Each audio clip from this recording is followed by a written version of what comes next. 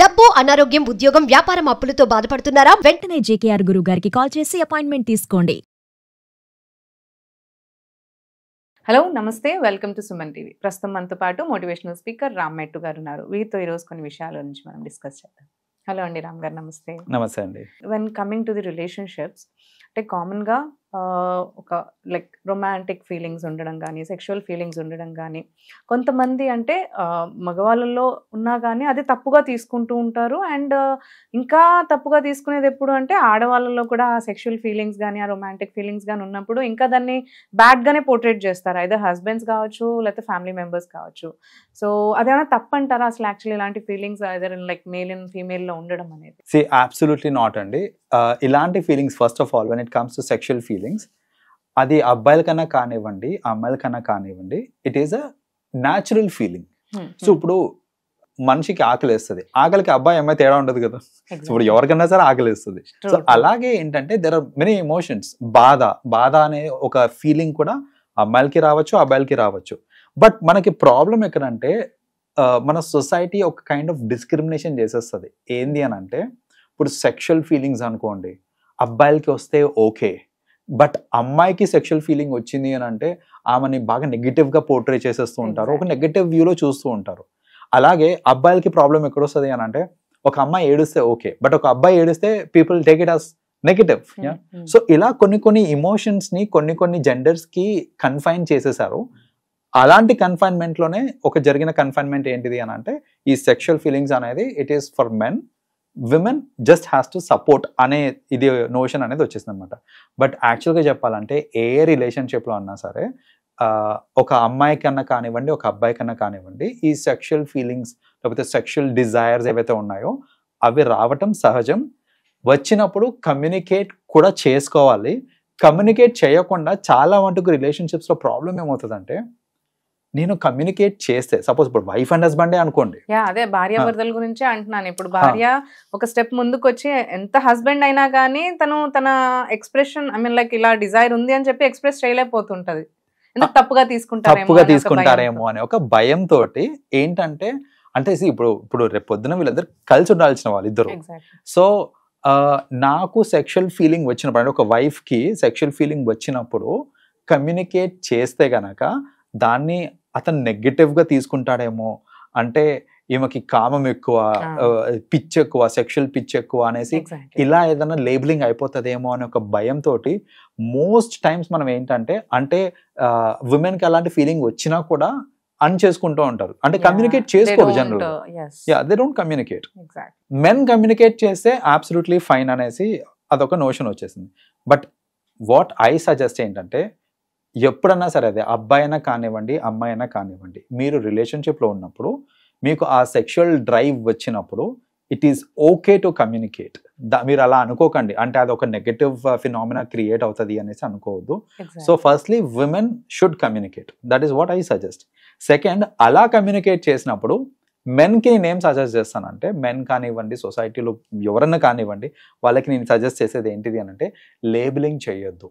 ఎందుకంటే నేను మెన్నే కాకుండా సొసైటీ అని ఎందుకు అంటున్నానంటే, ఇక్కడ చాలా మంది అమ్మాయిలే లేబులింగ్ చేస్తూ ఉంటారు.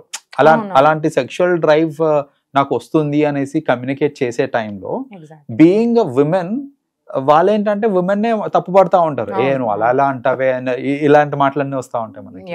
సో అది అబ్సల్యూట్లీ ఫైన్, కమ్యూనికేట్ చేసుకోవాలి.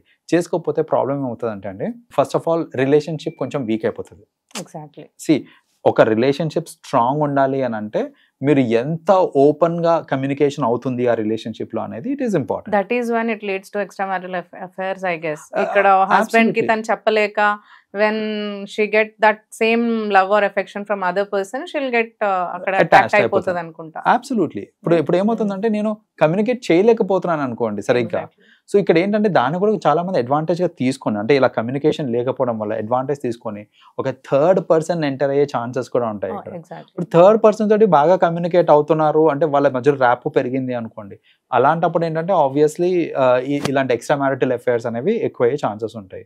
సో అలా కాకుండా ఆ లేబులింగ్ చేయకుండా, ఆ నీడ్స్ ఉన్నప్పుడు ఎక్స్ప్రెస్ చేసినప్పుడు, ఆ డిజైర్స్కి వీళ్ళు కూడా దానికి సపోర్ట్ చేసినప్పుడు, బోత్ జెండర్స్, సో సపోర్ట్ చేసుకున్నప్పుడే ఆ రిలేషన్షిప్ అనేది స్ట్రాంగ్ అవుతుంది. ఇంకోటి ఆ physical intimacy in every relationship చాలా ఇంపార్టెంట్ అండి. మీరు ఎంత లవ్, ఎంత కేర్, ఎంత ఎఫెక్షన్ చూపించినా at the end of the day physical intimacy లేదనుకోండి, ఒక వైఫ్ అండ్ హస్బెండ్ మధ్యలో కానివ్వండి, ఒక కపుల్ మధ్యలో ఫిజికల్ ఇంటిమేసీ లేదు అన్నప్పుడు ఖచ్చితంగా రిలేషన్షిప్ అనేది వీక్ అవుతుంది అనమాట. సో ఫిజికల్ ఇంటిమేసీ అనేది ఒక కీ రోల్ ప్లే చేస్తుంది. అంత ఇంపార్టెంట్ రోల్ ప్లే చేసే ఈ ఫిజికల్ ఇంటిమేసీ దగ్గర ఇలాంటి నోషన్స్ తీసుకురావద్దు, ఇలాంటి లేబులింగ్ తీసుకురావద్దు. ఎప్పుడైనా సరే కమ్యూనికేట్ చేసుకోవాలి. అండ్ నలుగురు ఏమనుకుంటారు అంటే, జనాలు ఏమనుకుంటారు, ఇప్పుడు you know sometimes I see కొందరు ఏంటంటే పబ్లిక్ లో కూడా వాళ్ళ లవ్ ని ఎక్స్ప్రెస్ చేసుకోవడానికి వాళ్ళు వెనకాడుతుంటారు. So when I say expressing love, it is not saying I love you, or it's not holding hand or maybe it's all about holding hands, you know. Shoulder మీద చేయడం, ఇవి కూడా చేయరు చాలా మంది. సో అలాంటి చేయలేకపోవడం అంటే పబ్లిక్ లో కూడా if you are not doing simple things, see I'm not saying kissing and all అవన్నీ కూడా కాదు. నేను చెప్పేది ఏంటంటే హోల్డింగ్ ది హ్యాండ్, లేకపోతే అరౌండ్ ది ఆర్మ్ చేయటము, ఇలాంటివి కనుక మనం చేయట్లేదు ఆర్ వెనకాడుతున్నాం అనుకోండి, ఆబ్వియస్లీ రిలేషన్షిప్స్ వీక్ అయిపోతా ఉంటాయి. సో బేసిక్ గా ఎవరన్నా సరే, అది హస్బెండ్ కానివ్వండి, వైఫ్ కానివ్వండి, మీకు గనక ఇలాంటి సెక్షువల్ డ్రైవ్స్ ఏమైనా ఉన్నాయి అని అంటే కమ్యూనికేట్ చేసుకోండి. ఏమనుకుంటారని అనుకోవద్దు. అనవసరంగా మీ రిలేషన్షిప్ మీరే పాడు చేసుకోవాలి. అసలు అది భయం అంటే రాంగ్, తప్పు అనేది ఎలా వచ్చిందంటారు అసలు? సి అంటే ఇక్కడ ఏంటంటే మనం కొంచెం హిస్టరీలోకి వెళ్తే గనక విమెన్ ఎప్పుడన్నా సరే she is looked upon as a property of a man.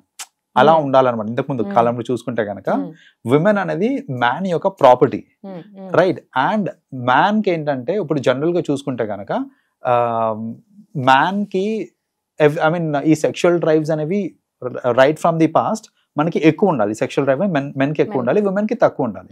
And it was okay. And men కి కూడా చూసుకుంటే కనుక మల్టిపుల్ పార్ట్నర్స్ ఉండేవాళ్ళు.